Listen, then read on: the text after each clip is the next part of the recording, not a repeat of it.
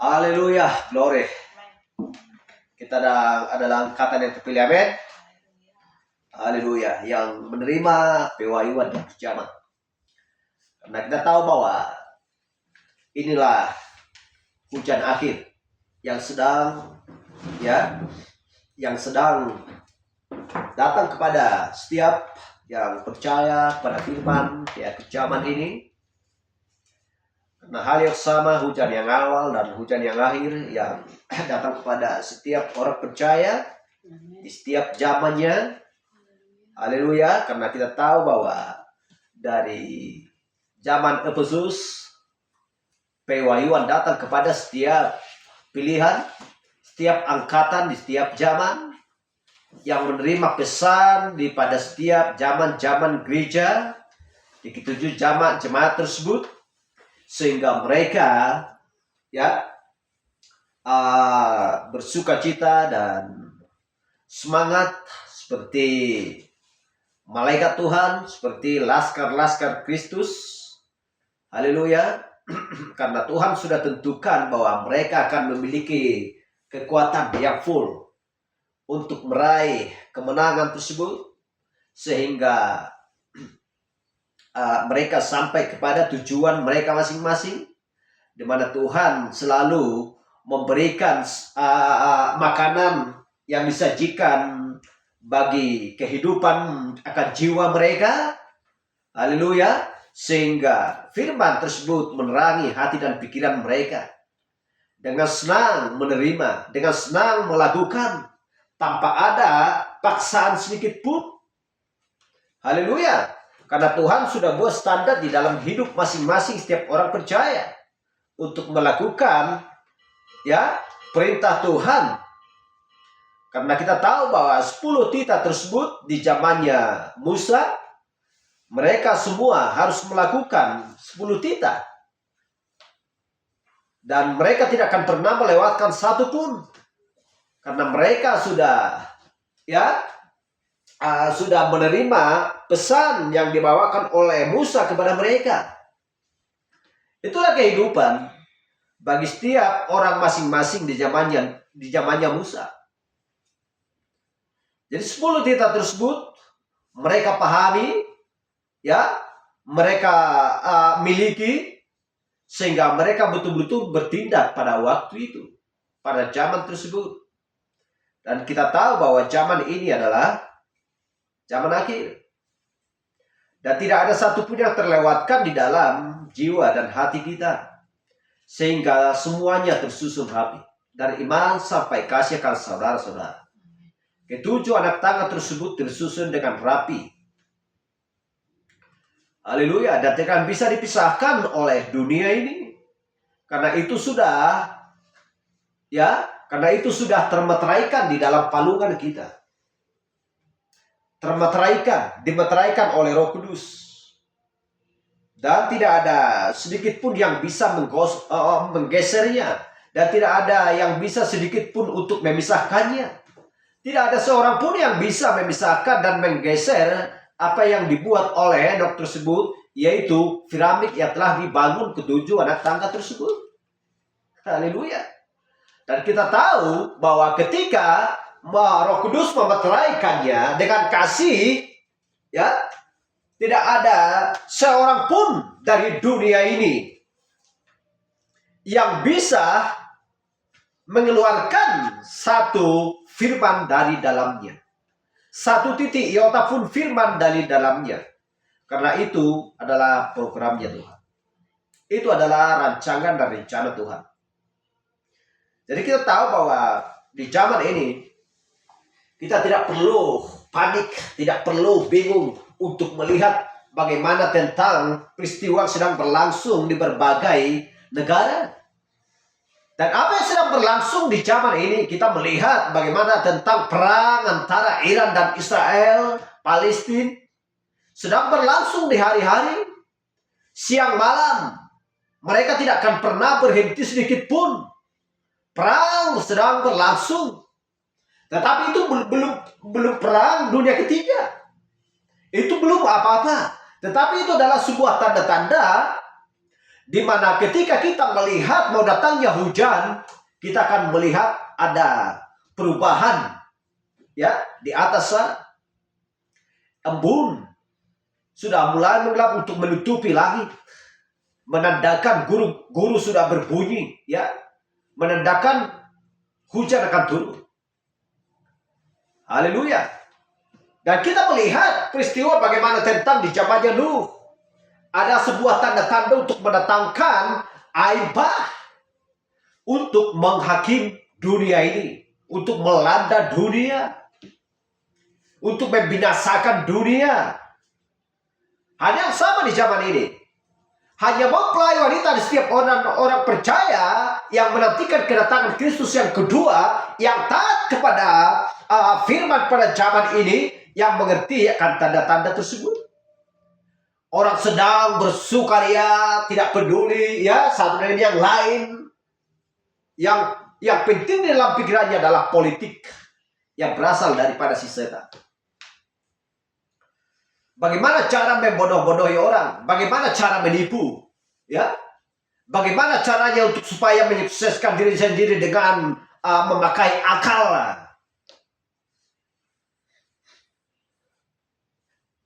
Itulah yang dipikirkan manusia di zaman ini. Tetapi mempelai wanita hanya satu yang dipikirkan, yaitulah firman. Firmanlah yang mengajar kita. Roh Kuduslah yang mengajar kita di akhir zaman ini, untuk supaya kita benar-benar menjadi gandum yang matang, yang mengerti akan segala sesuatunya.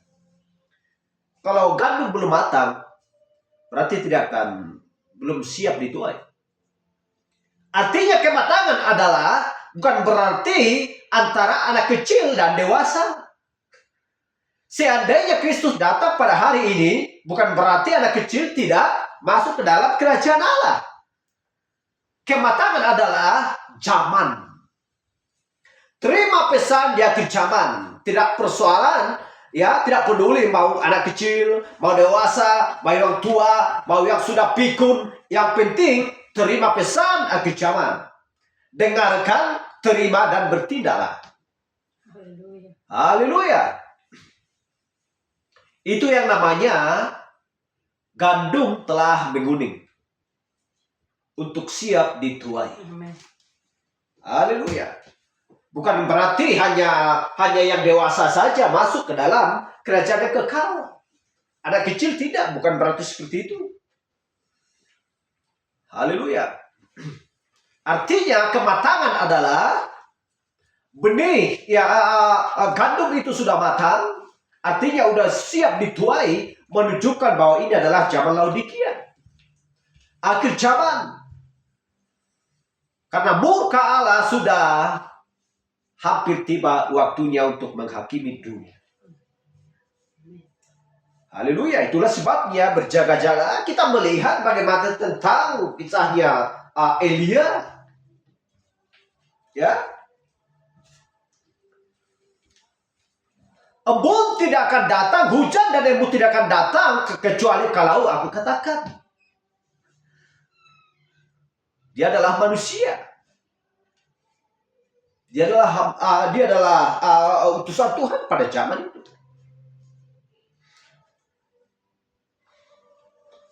Haleluya. Jadi kalau ada yang mengatakan ya bahwa ini adalah bukan zaman Laodikia, tidak perlu didengarkan. Karena itu harus seiring sesuai dengan firman Tuhan. Itulah sebabnya ketujuh meterai, ketujuh zaman gereja harus seiring dan seirama berjalan.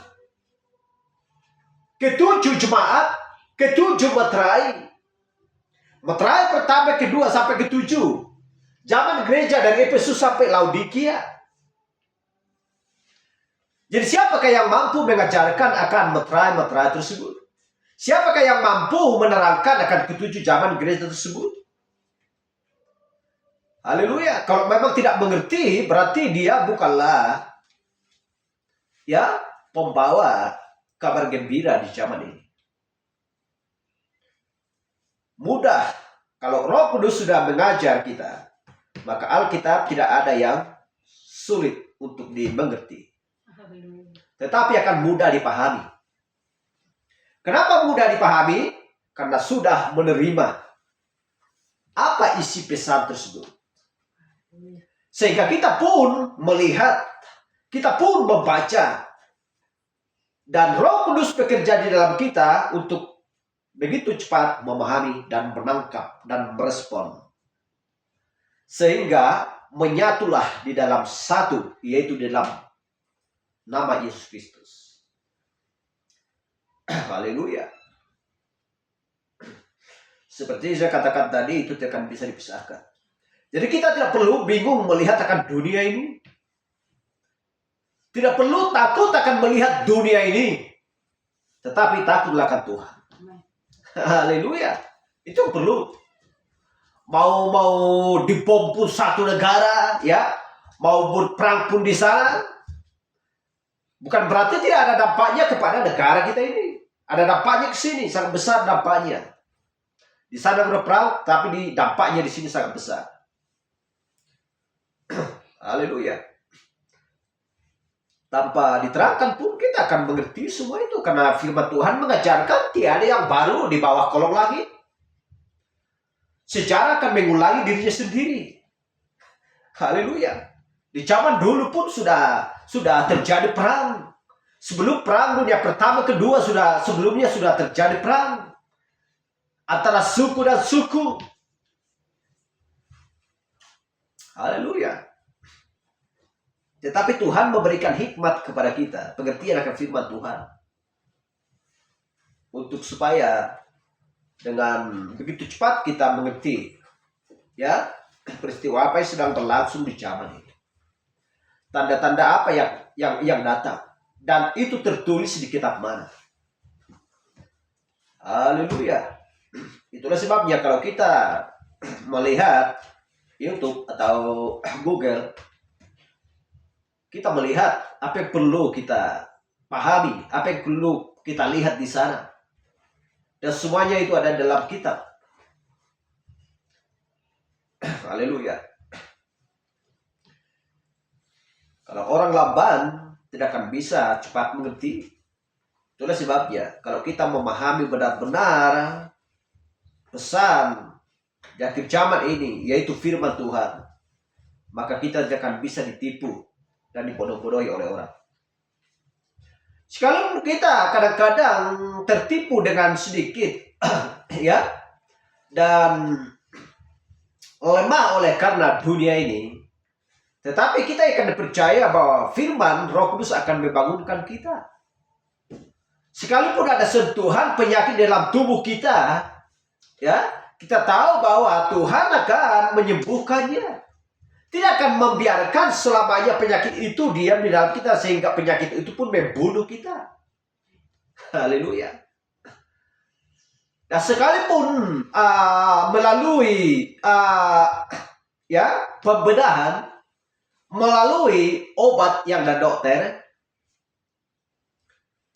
tetapi kita yakin dan percaya bahwa akan obat itu, melalui obat itu Tuhan yang menyembuhkan. Haleluya. Amin. Haleluya.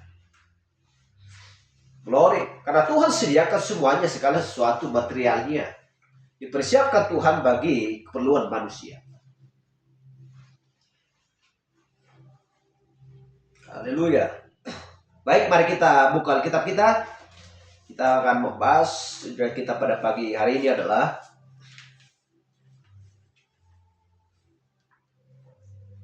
Ia peduli. Apakah kamu peduli? Tuhan peduli. Apakah manusia peduli? Kita lihat di 1 Petrus 5 ayat 1-7.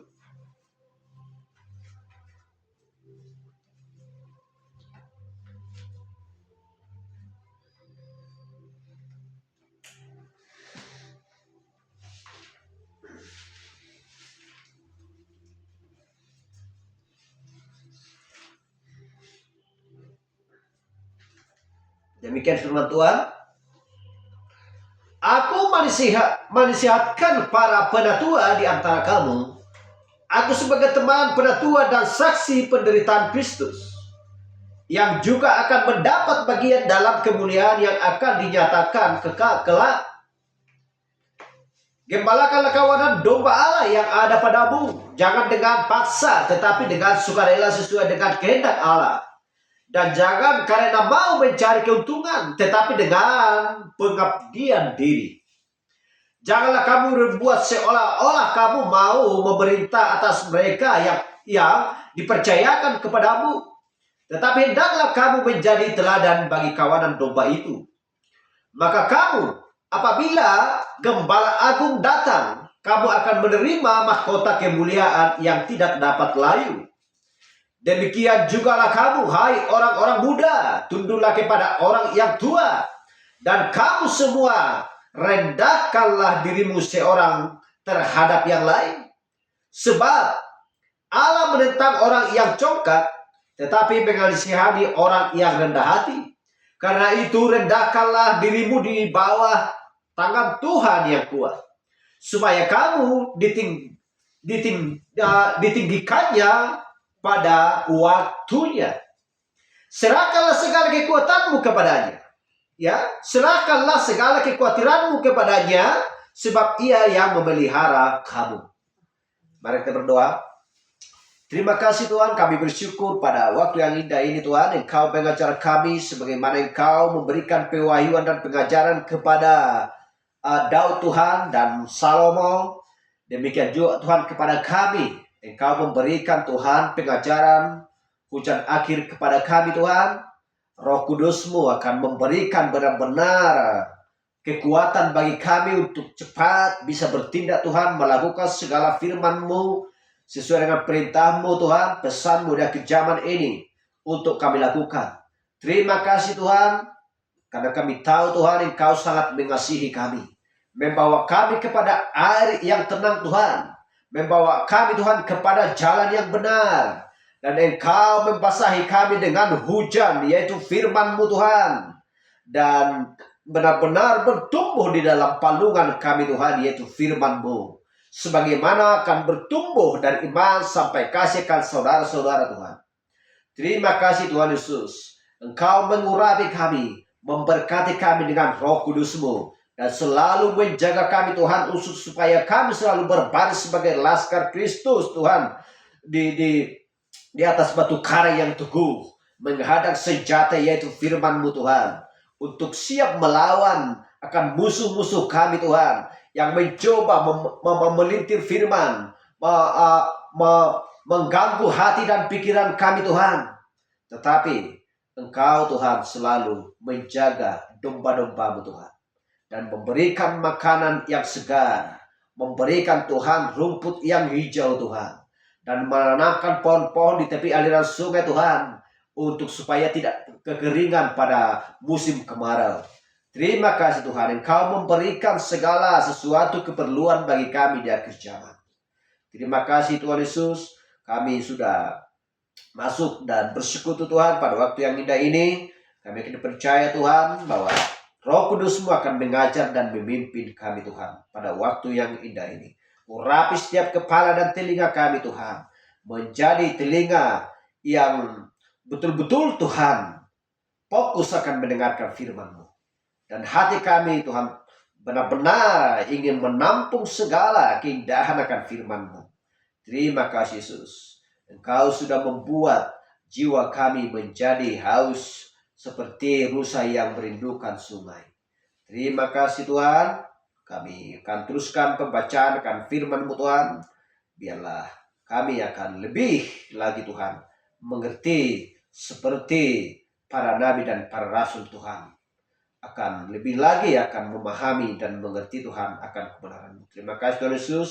Kami berdoa di dalam nama-Mu. Amin. Silakan duduk. Dan apa yang sudah kita lihat di dalam kitab Petrus ini,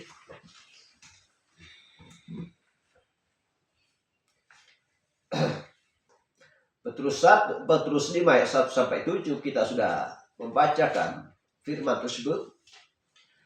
Apa yang dikatakan di sini tentang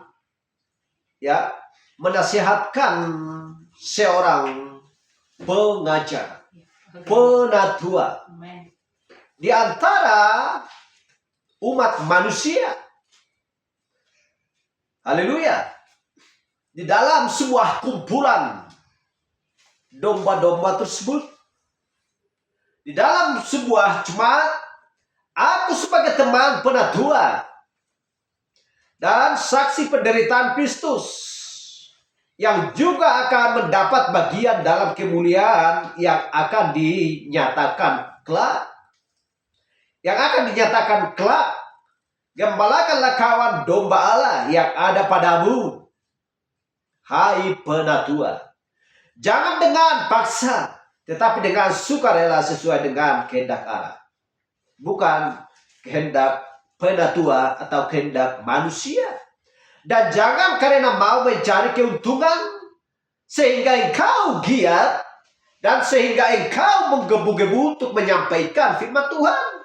Tetapi dengan pengabdian diri, karena dia adalah sebuah teladan dan sebagai contoh dan teladan di tengah-tengah ya domba-domba tersebut. Janganlah kamu berbuat seolah-olah kamu mau memerintah atas mereka yang dipercayakan kepadamu.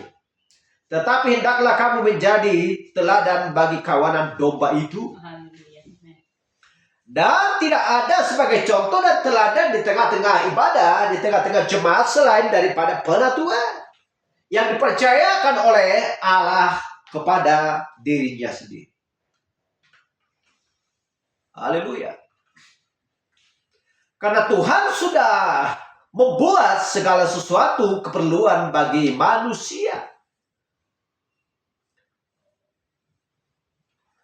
Karena dulu Tuhan langsung menjaga dan bercakap-cakap dengan manusia di Taman Eden.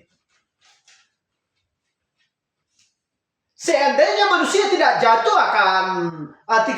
jatuhkan dosa pada zaman itu, maka Tuhan tidak perlu membuat seorang gembala, seorang penatua, ya.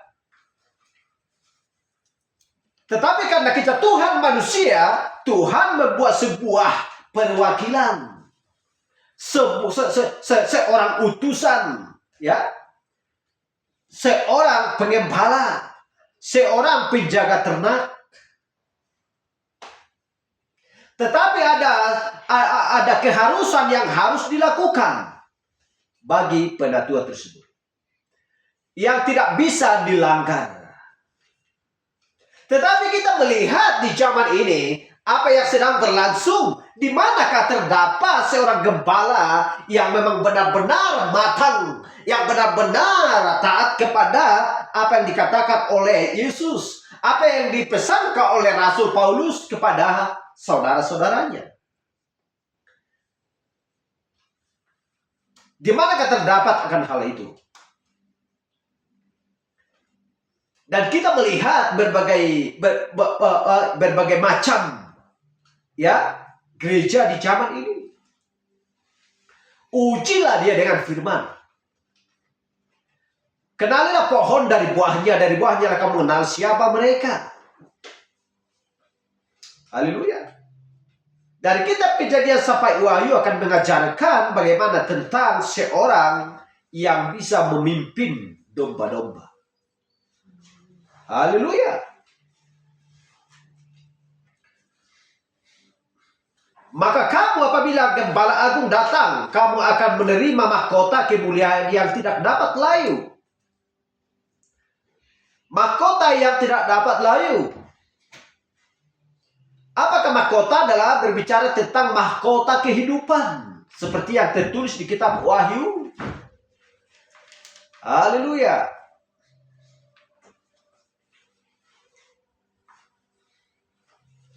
Demikian jugalah kamu, hai orang-orang muda, tunduklah kepada orang-orang yang tua. Dan kamu semua rendahkanlah dirimu seorang terhadap yang lain. Bagaimanakah cara menaati ya orang yang sudah tua atau tunduk kepada orang tua, dan cara merendahkan diri? Berbagai macam hal untuk cara merendahkan diri. Maukah merendahkan diri kepada iblis? Bukan secara bukan secara roh, tetapi fisik. Haleluya. Karena kita tahu hanya fisik yang mati, tetapi spirit tetap hidup. Roh tetap hidup. Sebelum Kristus datang untuk kedua kalinya akan menghakimi antara orang-orang yang baik dan orang-orang yang jahat.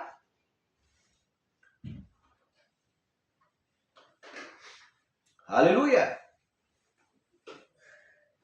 Kalau berbicara tentang merendahkan diri, bukan berarti merendahkan diri terhadap iblis. Karena Yesus kita sudah melihat Yesus tidak akan pernah merendahkan diri terhadap si setan ketika dia dicoba di padang gurun sana. Haleluya. Tetapi merendahkan dirilah satu dengan yang lain terhadap kebenaran. Haleluya. Merendahkan dirilah terhadap sesama yang mengerti, yang memahami, yang menerima firman Tuhan. Bukan mau merendahkan diri terhadap Goliat. Haleluya. Tidak perlu merendahkan diri terhadap dia. Manusia-manusia raksasa yang sedang berada di tanah Kanaan, Kaleb dan Yosua tidak akan pernah merendahkan diri terhadap mereka. Tetapi merendahkan dirilah kepada orang-orangnya Tuhan, domba-dombanya Tuhan. Haleluya. Tanpa terkecuali, mau perempuan, mau laki-laki, mau anak kecil, merendahkan dirilah. Jangan menganggap remeh ketika dia adalah orang yang kecil, orang yang miskin. Kalau memang dia miskin secara dunia, tetapi kita lihat dia kaya akan harta di surga. Merendahlah terhadap dia. Tetapi kita melihat dunia ini, dunia tidak akan pernah merendahkan diri terhadap orang-orang yang saleh, orang-orang yang kaya akan harta surga sana. Kenapa? Karena mereka tidak mengerti akan jalannya Tuhan, tidak akan mengerti akan firman Tuhan. Mereka hanya mengerti perpolitikan, bagaimana cara untuk merusak, bagaimana cara untuk membangun kerajaannya, untuk supaya dia bisa menguasai dunia ini. Haleluya. Hanya satu sang penguasa antara langit dan bumi, yaitu Tuhan. Jangan mengira bisa manusia bahwa dia sang penguasa antara langit dan bumi. Tidak ada caranya. Haleluya. Tetapi yang namanya orang merendahkan hati, merendahkan hatilah di dalam firman. Haleluya. Karena itu rendahkanlah dirimu di bawah tangan Tuhan yang kuat, supaya kamu ditinggikannya pada waktunya. Serahkanlah segala kekhawatiranmu kepadanya, sebab Ia yang memelihara kamu. Siapa yang memelihara kita? Adalah Tuhan. Bukan presiden. Jadi kadang-kadang kalau manusia ini kadang-kadang ditakuti oleh pemerintah, nanti akan terjadi kelaparan, nanti akan terjadi nggak ada minyak lagi, nanti akan seperti ini, ditakut-takuti. Mungkinkah lebih takut manusia kepada manusia daripada kepada Tuhan? Tetapi dunia ini sedang diperpadir oleh kelicikan manusia. Otak manusia diperpadir oleh perpolitikan. Sehingga sedikit membingungkan, sehingga sedikit mengkhawatirkan, sehingga sedikit menjadi depresi, stres. Siapa yang merusak dunia ini? Tuhan tidak pernah merusak dunia, gak ada caranya itu. Tetapi manusialah yang merusakkan dunia ini. Haleluya.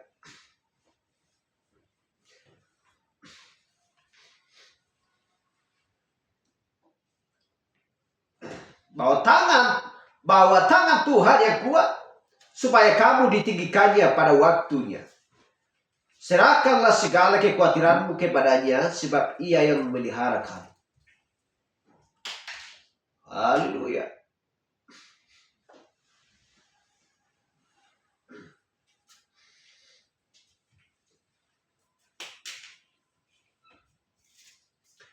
Kita baca lagi di Ibrani 2 ayat 1 sampai 4. Karena itu harus lebih teliti kita memperhatikan apa yang telah kita dengar, supaya kita jangan hanyut di bawah arus. Kalau sudah berbicara tentang kehanyutan, kalau sudah berbicara tentang arus, belum tentu bisa seorang pun untuk menyelamatkannya. Namanya yang sudah hanyut di bawah arus, belum tentu bisa tertolong. Berjaga-jagalah, berwas-waslah. Karena si penyesat akan segera datang untuk menyesatkan kamu. Oleh karena itu, kamu harus lebih teliti memperhatikan apa yang telah kamu dengar. Haleluya. Artinya, sebagai contoh, kalau kita membeli obat dari toko obat atau dari apotek atau dokter yang memberikan sebuah botol yang berisi obat, apa yang perlu kita lihat? Yang perlu kita lihat adalah cara atau aturannya untuk mengkonsumsi atau meminumnya. Satu dikali 3, atau 1 hari 3 kali, atau 3 kali 1 hari. Itu yang perlu dilihat. Kalau tidak ada aturan, datanglah orang yang bodoh sekali meminum, akhirnya hanyut di bawah arus. Apa yang terjadi? Maut yang menantikan, kematian yang menantikan. Haleluya. Tuhan membuat aturan. Tuhan selalu memberikan ajaran kepada manusia di akhir zaman. Lakukan ini, bertobatlah. Apakah sebuah pertobatan? Sebuah pertobatan bukan berarti memberikan kepada paman, kepada saudara-saudari, kepada tetangga-tetangga. Bukan berarti memberikan suatu bungkus rokok, bukan berarti memberikan 1 botol minuman keras. Kalau bagi dunia, itulah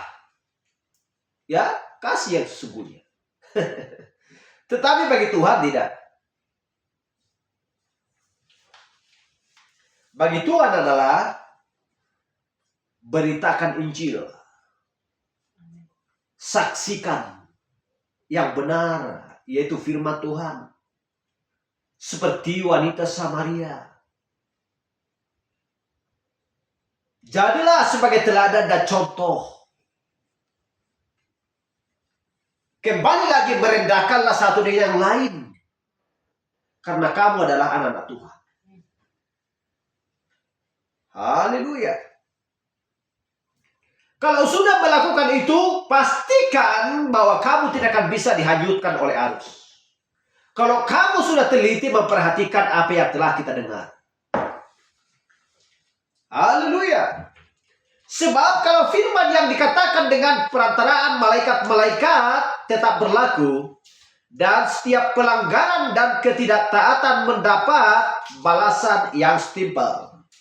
Bagaimanakah kita akan luput jikalau kita menyanyiakan keselamatan yang sebesar itu, yang mula-mula diberikan oleh Tuhan dan oleh mereka yang telah mendengarnya kepada kita dengan cara yang dapat dipercayai, sedangkan Allah meneguhkan kesaksian mereka oleh tanda-tanda dan mujizat-mujizat dan oleh berbagai penyataan kekuasaan dan karena Roh Kudus yang dibagi-bagikannya menurut kehendaknya. Haleluya. Bagaimanakah kita akan luput jikalau kita menyanyiakan keselamatan? Keselamatan yang besar itu adalah tidak lain adalah pesan firman Tuhan pada setiap zamannya. Tidak lain daripada itu. Itu adalah keselamatan. Kalau memang itu disia-siakan, bagaimanakah mereka luput daripada penghakiman? Tidak akan bisa. Zaman Nuh, orang yang banyak menolak menerima penghakiman. Zamannya Sodom, mereka menerima penghakiman karena mereka menyanyiakan pesan. Haleluya. Bukankah kalau kita melihat, bukankah Tuhan berbagai macam cara untuk menyampaikan kabar keselamatan kepada setiap manusia? Berbagai macam hal. Ada melalui tanda-tanda heran, mujizat dan lain sebagainya. Melalui rasul, melalui nabi, berbagai macam hal. Bukan berarti hanya seperti itu. Ada lagi yang tidak masuk akal manusia. Udah selesai menyampaikan pesan keselamatan, mereka bisa dibunuh oleh orang-orang yang jahat. Orang-orang durhaka. Orang-orang yang kecil. Seperti di zamannya Martin Luther. Orang-orang dibunuh. Masuk akal kah? Bukankah Tuhan tidak menjaga mereka? Bukankah Tuhan tidak menjaga ke-12 murid sehingga mereka dibunuh, dipenggal, dibakar? Tetapi dunia sedang melihat dan menonton mereka. Bagaimana mungkin Tuhan membiarkan mereka seperti itu? Menderita, sengsara, menjerit, menangis. Anak-anak mereka sedang melihat ayah dan ibunya dibunuh, digantung, dibakar, dipertontonkan langsung kepada anak-anak mereka. Siapa yang tahan? Seandainya dibuat di zaman ini berlangsung seperti itu, apa yang sedang terjadi? Kita lihat. Tuhan membiarkan. Mengapa Tuhan membiarkan? Supaya Tuhan itu benar-benar menguji manusia, mampu atau tidak. Karena sesat dan sempitlah jalan untuk menuju kepada kehidupan. Dan sedikit orang yang mendapatinya. Haleluya. Tetapi datanglah orang-orang. Jauhlah seperti itu. Orang itu sesat. Bagaimana mungkin Tuhan sang pengasih? Coba ingat dulu. Coba baca dulu di perjanjian lama. Ketika orang Israel keluar dari Mesir, mereka diberikan makan manna dari surga. Mereka mendapatkan air dari batu. Mereka disertai oleh tiang awan dan embun. Mereka tidak kekurangan apa-apa kok. Lantas kenapa di masa ini mereka dibunuh? Karena mereka memang benar-benar tidak takut akan Tuhan. Kata dunia. Karena peristiwa sedang berlangsung pada waktu itu. Jadi terbalik seperti yang sudah kita baca tadi. Ya, seolah-olah itu terbalik. Yang di Ibrani 2 ayat 3, ayat 1 sampai 4 tadi. Oleh karena itu haruslah kamu lebih teliti memperhatikan apa yang telah kamu dengar supaya kamu jangan hayuk di bawah arus. Artinya bagi orang-orang dunia supaya tidak hayuk di bawah arus adalah taatlah kepada Fir'aun, taatlah kepada Herodes, taatlah kepada Pilatus. Kalau taat kepada mereka tidak akan terjadi pembunuhan. Kalau tidak terjadi pembunuhan, berarti Tuhan menjaga. Itulah bagi dunia. Bagi orang percaya, tidak. Jadilah kehendak-Mu Tuhan. Haleluya. Jadilah padaku sesuai kehendak-Mu. Kalau sudah taat kepada firman Tuhan, mau kehendak apapun sesuai kehendak Tuhan, mau dibunuh, mau apapun, tidak masalah. Yang penting terselamatkan jiwa. Haleluya. Jadi ke-12 rasul dan orang percaya di zaman dulu, mereka tidak pernah sedikit kesal karena mereka terbunuh. Mereka tidak pernah kesal. Mereka bersuka cita. Haleluya. Glory. Bukankah kita tidak melihat Stefan? Ya.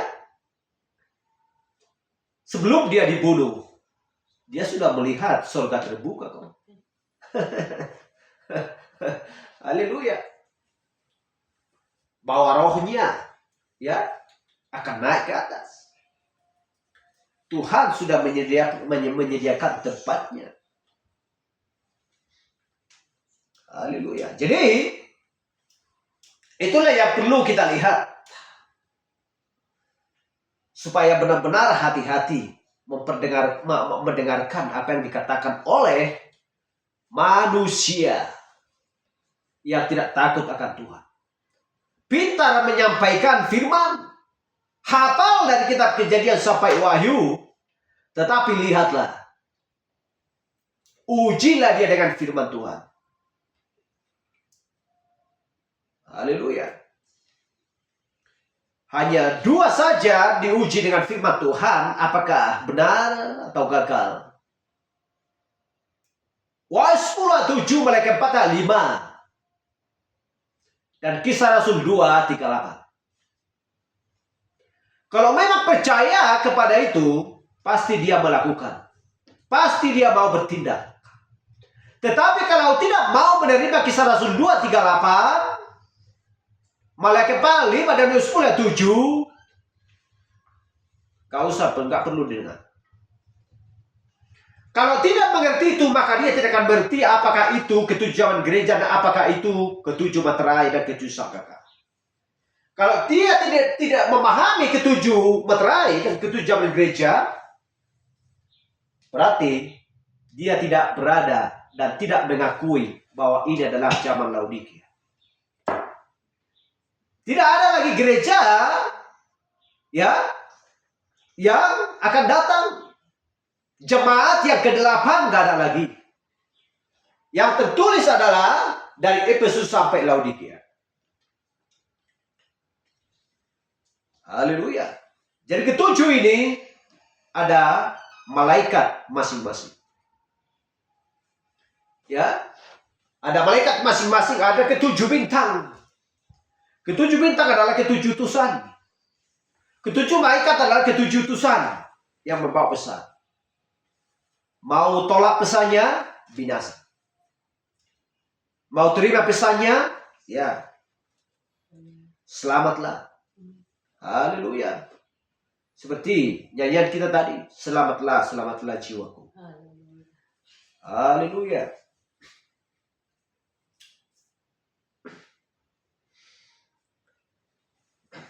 Allah mau meneguhkan kesaksian mereka oleh tanda-tanda dan mujizat dan oleh berbagai-bagai penyataan kekuasaan dan karena Roh Kudus yang dibagi-bagikannya menurut kehendaknya.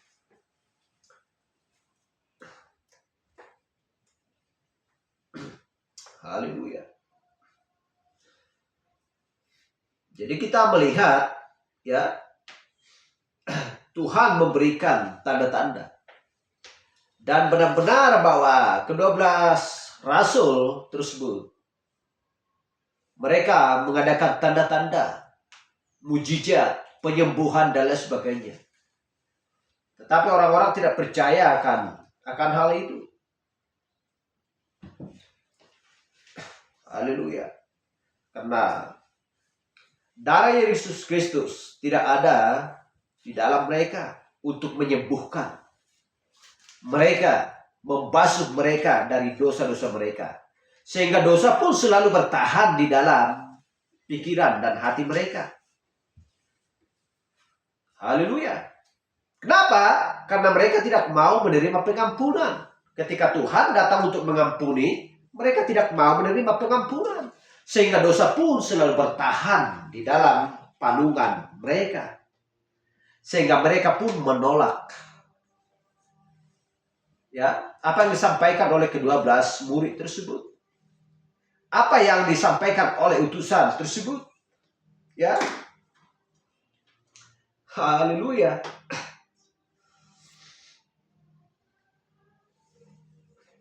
Jadi setan sangat licik, ya, untuk membalikan, memperdaya manusia, untuk supaya manusia tertarik seolah-olah itu benar.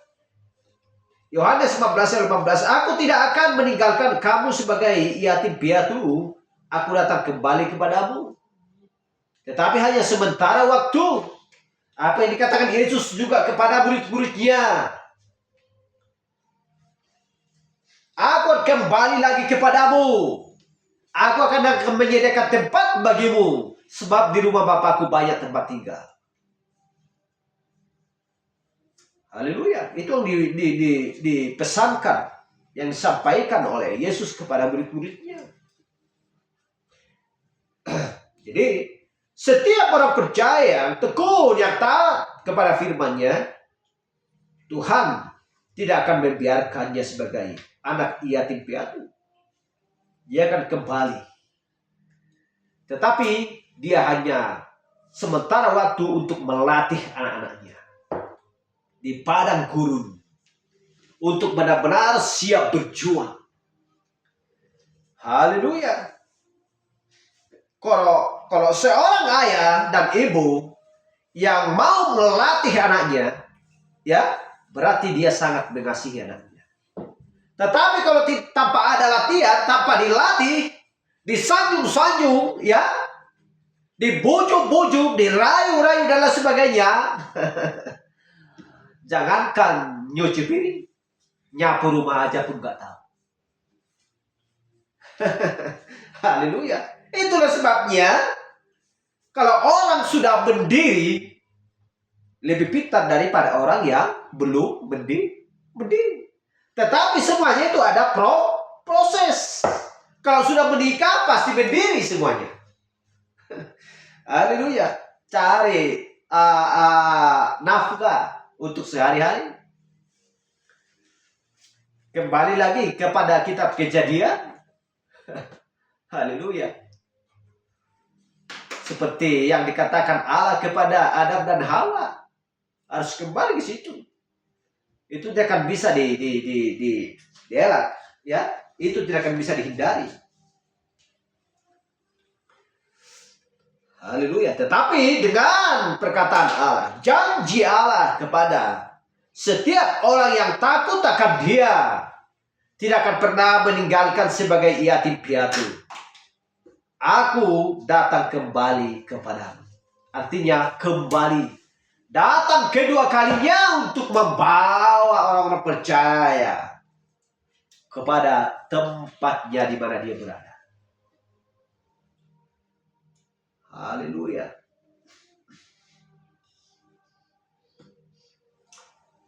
Glory. Dan kita tahu, ya, sebelum pun Yesus Kristus datang untuk kedua kalinya, apakah dia meninggalkan kita tanpa ada pemberian kepada kita?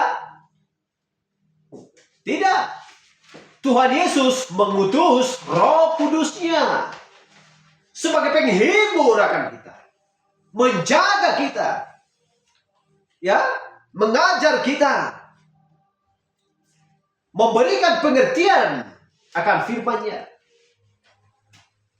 Haleluya. Itulah sebabnya, ya, Tuhan sudah mengatur segala sesuatunya. Yehova, ya, dia menjadi daging, dia memberikan rohnya kepada kita, lalu dia nanti akan kembali datang kepada kita.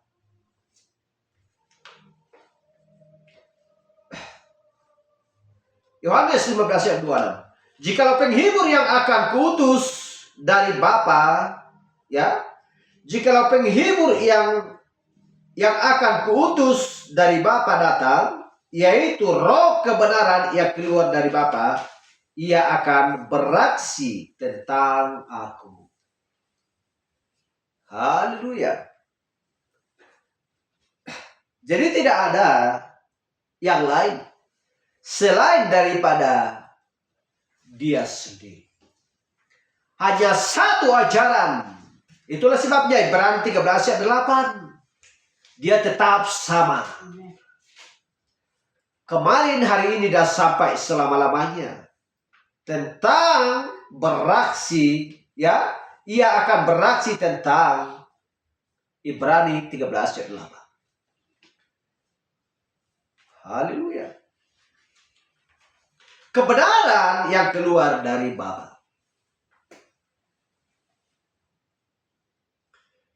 Kita baca lagi di Markus 3:29. Tetapi apabila seorang menghujat Roh Kudus, ia tidak mendapat ampun selama-lamanya, melainkan bersalah karena berbuat dosa kekal. Lukas 12 ayat 10. Setiap orang yang mengatakan sesuatu melawan anak manusia, ia akan diampuni, ya. Tetapi barang siapa menghujat Roh Kudus, ia tidak akan diampuni.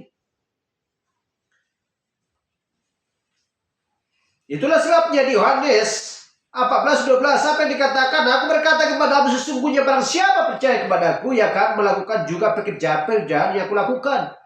Bahkan pekerjaan-pekerjaan yang lebih besar daripada itu, sebab aku pergi kepada Bapa. Dari Yohanes 16 ayat 7 dikatakan, namun benar yang kukatakan ini kepadamu adalah lebih berguna bagi kamu jika aku pergi. Sebab jika aku tidak pergi, penghibur itu tidak akan datang kepadamu. Tetapi jikalau aku pergi, aku akan mengutus dia kepadamu. Amen. Itulah sebabnya jangan mendukakan Roh Kudus. Banyak yang berkata, dia sudah mendukakan Roh Kudus. Kamu sudah mendukakan Roh Kudus. Ya, padahal diri sendiri pun sudah mendukakan Roh Kudus. Apakah arti mendukakan Roh Kudus? Adalah menolak, ya, menolak firman-Nya. Itulah yang arti mendukakan Roh Kudus.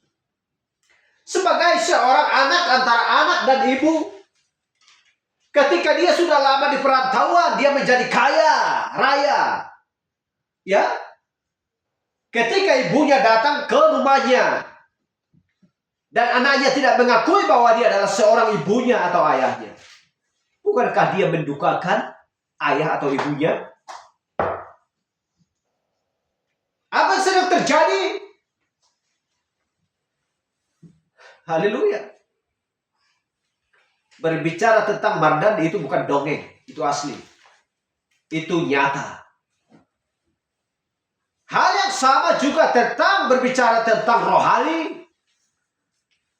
Kalau mendukakan Roh Kudus adalah menolak Dia sebagai Roh Kudus, sebagai penghibur Dia, sebagai pemberi tentang mujizat, tanda heran dan penyembuhan, dan selalu menjaga Dia, mengajar Dia, dan memeteraikan Dia. Kalau sudah menolak Roh Kudus, berarti dengan kata lain, menolak dari kitab Kejadian sampai Wahyu. Haleluya. Glory.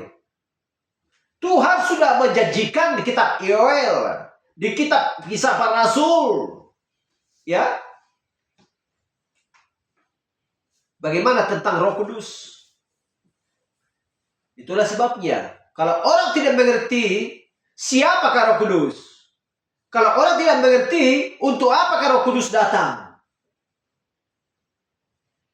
gagal akan memahami firman Tuhan. Haleluya.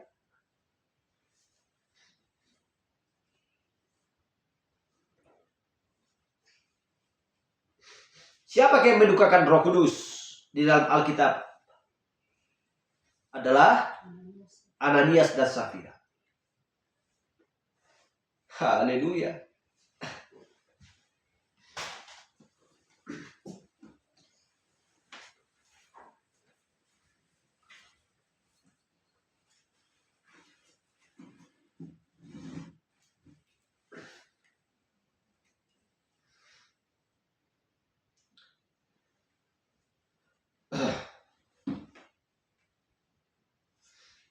Dan kita sudah membaca tadi di Yohanes 12, Yohanes 14 ayat 12. Dan 1 Timotius 3 16 berkata, dan sesungguhnya agung rahasia ibadah kita, Dia yang telah menyatakan dirinya dalam rupa manusia, dibenarkan dalam roh, yang menampakkan dirinya kepada malaikat-malaikat, diberitakan di antara bangsa-bangsa yang tidak mengenal Allah, yang dipercayai di dalam dunia, diangkat dalam kemuliaan. Haleluya. Dia menyatakan dirinya dalam rupa manusia, dibenarkan dalam roh. Berbagai macam cara lah untuk memberikan pengajaran kepada manusia, untuk supaya manusia percaya. Di mana bangsa-bangsa yang tidak mengenal Allah, ya,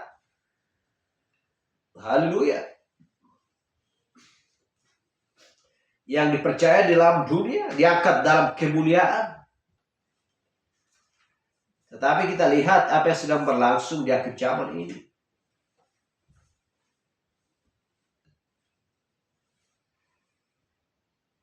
Sudah menjadi hamba uang, seperti yang sudah kita baca tadi, ya, di 1 Petrus 5 ayat 1 sampai 7.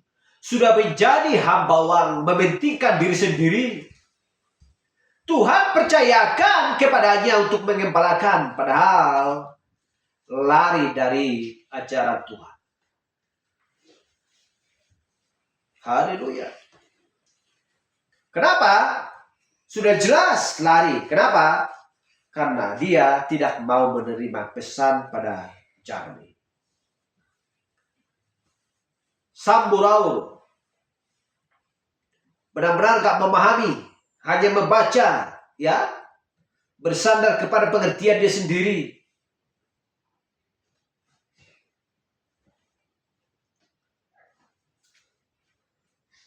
Mementingkan dirinya sendiri. Tidak tahu apa arti kasih. Keluaran 15 ayat 26. Firman-Nya, jika kamu sungguh-sungguh mendengarkan suara Tuhan. Jika kamu sungguh-sungguh mendengarkan suara Tuhan Allahmu dan melakukan apa yang benar di matanya dan memasang telingamu kepada perintah-perintahnya, telingamu kepada perintah-perintahnya, ya, dan tetap mengikuti segala ketetapannya, maka aku tidak akan menimpakan kepadamu penyakit manapun yang telah kutimpakan kepada orang Mesir. Sebab aku, Tuhanlah yang menyembuhkan engkau. Apakah kita mengerti akan hal ini? Haleluya.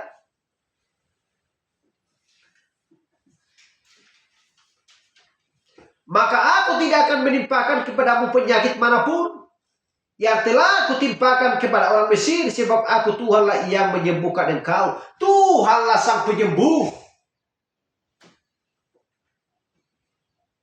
Bukan berarti setiap orang yang sakit, ya, setiap orang yang sakit Tuhan melarang gak bisa berobat, gak bisa dibedah. Ya, cukup hanya berdoa saja.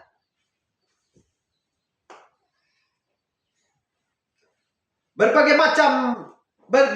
macam hal cara Tuhan kepada manusia untuk supaya manusia itu sembuh dari segala jenis penyakit. Lewat pembedahankah? Lewat obatkah? Tuhan yang menyembuhkan. Lewat doakah? Tuhan yang menyembuhkan. Lewat keyakinan akan iman kita, Tuhan yang menyembuhkan. Kita ingat, Tuhan, ya, ketika dia lewat dari orang banyak tersebut, maka seorang perempuan hanya asal kujamah saja jubahnya, penyakit akan kesembuh.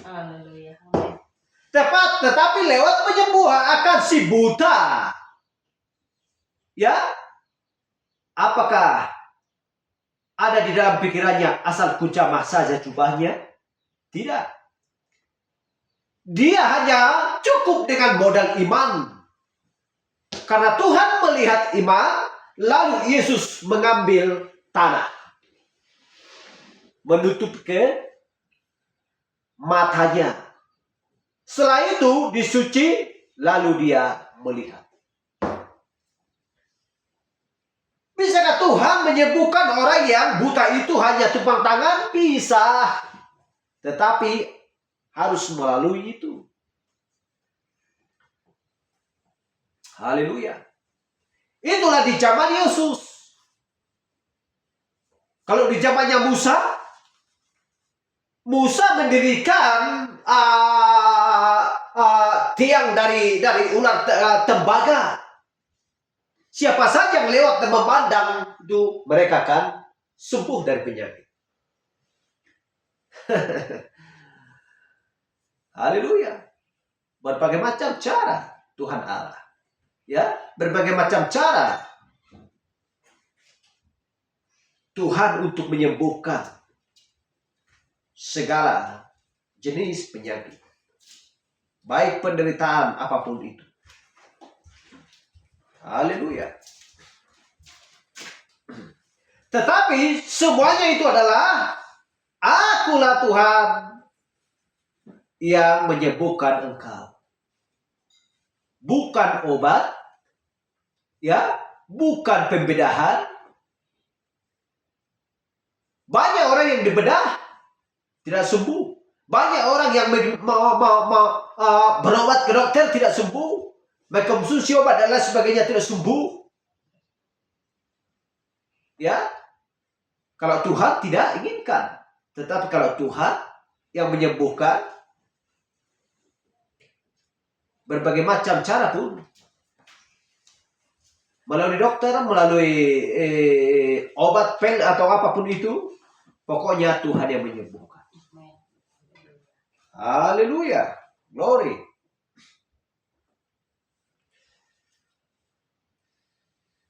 Tetapi yang kita lihat di sini, jika kamu sungguh-sungguh firman-Nya, jika kamu sungguh-sungguh, ada persyaratan. Jika kamu sungguh-sungguh mendengarkan suara Tuhan Allahmu dan melakukan apa yang benar di matanya dan memasang telingamu kepada perintah-perintahnya dan tetap mengikuti segala ketetapannya, maka aku tidak akan menimpakan kepadamu penyakit manapun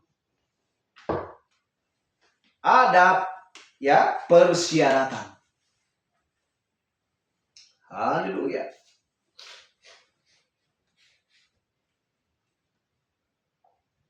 Jadi kalau ada bertanya, oh berarti orang yang di rumah sakit sana mereka sudah sembuh. Ya bagaimana itu? Apakah mereka taat kepada Tuhan? Saya lihat kok dia pencuri, dia melakukan yang jahat, kok bisa mereka sembuh? Ya. Kalau masalah kesembuhan, berbicara tentang kesembuhan, ini ditujukan kepada orang-orang yang benar. Bukan orang-orang yang jahat di sini yang dikatakan. Orang-orang jahat pun bisa sembuh. Ya, dari segala jenis penyakit. Waktunya mereka sembuh ya sembuh. Tetapi ini berbicara tentang keyakinan, ketaatan. Haleluya. Apalagi berbicara tentang keselamatan jiwa, kesembuhan jiwa. Haleluya. Bisakah jiwa tersiksa? Di dunia ini begitu banyak jiwanya selalu tersiksa siang dan malam. Kenapa? Karena tidak ada yang menghibur jiwanya.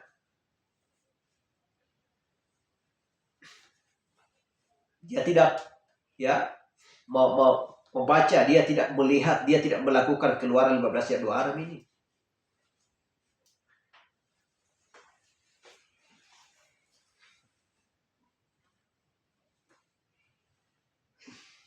Haleluya.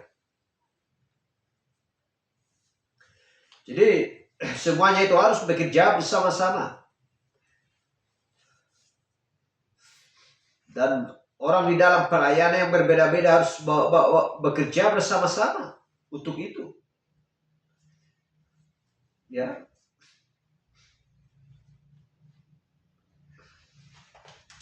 Jadi mereka mencoba mencari penghiburan dari sumber yang lain, ya. Haleluya. Karena ini berbicara tentang jiwa. Penderitaan akan jiwa.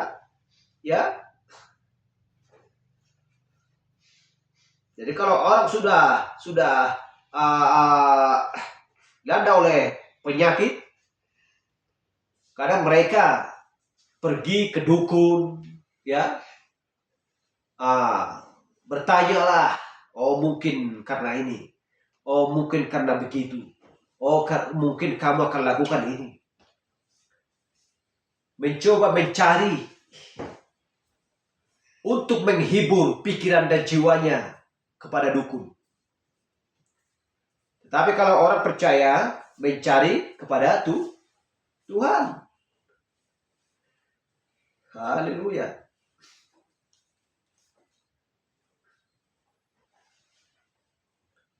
Keluaran 20, 14-17. Jangan berzina, jangan mencuri, jangan mengucapkan saksi dusta tentang sesamamu. Jangan mengingini rumah sesamamu. Jangan mengingini istrinya atau hambanya laki-laki atau hambanya perempuan atau lembunya atau keledainya atau apapun yang dipunyai sesamamu. Engkau tentu mengetahui segala perintah Allah. Jangan membunuh, jangan berzina, jangan mencuri, jangan mengucapkan saksi dusta, jangan mengurangi hak orang, menghormatilah ayah dan ibumu. Dan Lukas 15, 12, 20, engkau tentu mengetahui segala perintah Allah. Jangan berzina, jangan membunuh, jangan mencuri, jangan mengucapkan saksi dusta, hormatilah ayah dan ibumu. Di mana ini berlaku di zaman ini? Di mana ini berlaku di zaman ini? Hanya bagi mempelai wanita. Ketika ayah dan ibunya memberitahu anaknya, malas, harus kerja, diperintah ke sana, disuruh ke sana, malas, melawan orang tua, memberontak terhadap orang tua. mempelai wanita, kita yakin tidak akan ya Tuhan menguatkan, tidak akan memberontak kepada Tuhan. Haleluya, glory. Tetapi kita lihat di zaman ini, anaknya tidak bisa diatur. Bagaimana mungkin bisa diatur anaknya sedangkan ayah dan ibunya pun nggak teratur? Udah pergi ke kedesaan menjuri, mabuk, ya, untuk menyenangkan hati dan pikirannya. Karena tidak ada yang lain yang mampu menghibur pikirannya selain daripada judi, daripada minum miras, minuman keras. Itulah yang menghibur hati dan pikirannya. Padahal dia mencoba untuk mendidik anaknya, gagal. Anaknya memberontak, mengorbankan uang kepada yang tidak bertujuan. Haleluya. Bagaimana orang tidak mungkin mencuri untuk jajan aja 1.000 perak pun per hari atau sekali 2 hari tidak ada. Apa yang dibutuhkan, kebutuhan anaknya tidak dibutuhi. Bagaimana mungkin tidak mencuri?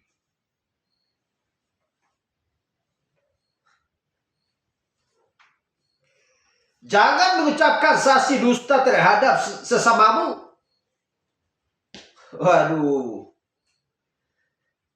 Kita lihat ini. Apa yang sedang berlangsung di zaman ini? Saling membunuh. Istrinya dibunuh. Suaminya dibunuh. Anaknya dibunuh. Tetangganya dibunuh. Gak mengenal lagi siapa istrinya. Gak mengenal lagi siapa suaminya. Gak mengenal lagi siapa anaknya. Bunuh, matikan, cincang, dimasak lagi. Dibuang lagi ke sungai sana. Dikasih lagi ke anjing-anjing. Bayinya dibunuh, ya, dibuang ke tong sampah sana. Kita melihat itu sedang berlangsung, menyebar segala di seluruh dunia ini. Kita lihat di YouTube, ya, kekejian sedang berlangsung. Tidak mengenal lagi akan darah dagingnya sendiri. Hilang dari benak pikirannya. Dia tidak mengingat ketika dia dikandung selama 9 bulan. Setelah lahir dibunuh. Kita lihat. Kejahatan akan dunia ini. Siapa pelakunya? Adalah setan, iblis. Bagaimana cara menghindari iblis ini? Bagaimana tentang caranya untuk membangun tembok besar, untuk menjaga, untuk supaya iblis itu tidak masuk ke dalam pikiran dan hati kita. Bangunlah tembok yang sangat tinggi dan besar, kokoh dan kuat. Apakah tembok? Adalah firman Tuhan. Emangnya firman itu dibangun? Ya dibangun dari iman sampai kasih akan saudara-saudara. Haleluya. Untuk apa dimiliki kebajikan, kesalehan kalau memang tidak ada iman? Untuk apa dimiliki ya pengetahuan akan firman Tuhan kalau memang tidak ada iman? Karena iman timbul dari pendengaran akan firman Tuhan. Ini adalah dasar pondasi. Haleluya. Setelah membangun dari pondasi, ya, baru dari dindingnya pasang bata sampai ke atas, rengsolok berlangsung, rai di atas rainya, lalu pasang atapnya, sengnya. Nyamanlah di dalam rumah tersebut. Tidak kena terik matahari dan hujan. Tidur pun bisa nyenyak dan aman. Haleluya. Ngapain disebut sebuah rumah tanpa ada atapnya?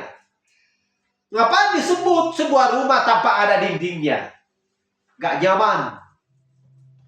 Jadi zaman ini adalah ketujuh anak tangga tersebut, ya, yang tertulis kitab Petrus, iman sampai kasih akan saudara-saudara harus dimiliki. Haleluya, untuk supaya komplit. Jadi jangan hanya memiliki, mengingini hanya menjamah jubah Yesus. Jangan hanya seperti perempuan itu. Jangan hanya mengingini, hanya memegang tangannya saja. Aku sudah memiliki Yesus. Jangan hanya memegang kakinya saja. Aku sudah memiliki Yesus. Tetapi milikilah yang seutuhnya.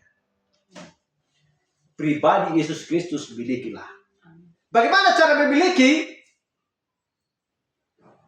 Dasarnya adalah iman. Lalu bertobatlah. Hendaklah kamu masing-masing memberi dirimu dibaptis di dalam nama Tuhan Yesus Kristus untuk pengampunan dosamu, maka kamu akan menerima karunia Roh Kudus. Haleluya. Itulah yang seutuhnya. Bukan hanya memegang saja. Tetapi kita lihat di zaman ini, mereka hanya menyebut Tuhan Yesus Kristus adalah juru selamat, sudah selamat. Judas Iskariot pun pintar untuk mengatakan seperti itu. Haleluya. Orang-orang yang jahat pun sangat pintar untuk mengatakan demikian. Bisakah hanya percaya kepada pihak kepolisian seperti saya sudah berulang-ulang kali saya katakan? Bisakah hanya percaya kepada pihak kepolisian, pengadilan sana? Tidak. Artinya percaya kepada pihak kepolisian adalah taat kepada undang-undang. Supaya tidak dihukum dan dipenjarakan. Kalau hanya percaya saja, pembunuh, pencuri, percaya kepada polisi. Pembunuh, pencuri, percaya kepada Tuhan Yesus. Tetapi, tidak taat kepada perintah-perintahnya. Haleluya, terpuji nama Tuhan. Sampai di sini pembahasan kita.